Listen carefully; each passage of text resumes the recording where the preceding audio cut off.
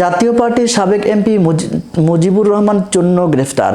শনিবার 16 নভেম্বর সন্ধ্যায় দক্ষিণ কেরানীগঞ্জের কোন্ডা ইউনিয়নের বীরবাঘৈর এলাকায় স্থানীয় লোকজন তাকে আটক করে পুলিশের কাছে সোপর্দ করে। তার বিরুদ্ধে হাতিরঝিল থানায় ছাত্র জনতার আন্দোলনে হত্যার অভিযোগে একাধিক মামলা রয়েছে। বিষয়টি নিশ্চিত করেছেন দক্ষিণ কেরানীগঞ্জ থানার উপজেলা ইনচার্জ ওসি মাজহারুল ইসলাম। তিনি বলেন, তার বিরুদ্ধে হাতিরঝিল থানায় একাধিক মামলা রয়েছে। ওই মামলায় গ্রেফতার করা হয় তাকে হাতিরঝিল থানায় হস্তান্তরের প্রক্রিয়া চলছে। স্থানীয় সূত্রে জানা যায়, কোন্ডা ইউনিয়নের জাতীয় পার্টির সাবেক সংসদ সদস্য মুজিবুর রহমান চূন্য কিছু জমি কিনেছিলেন এবং সেই জমিতে ছোট্ট একটি ঘর বানিয়েছিলেন তিনি, এবং 5ই আগস্টের পর থেকে তিনি সেই ঘরে আত্মগোপনে ছিলেন। এদিন সন্ধ্যায়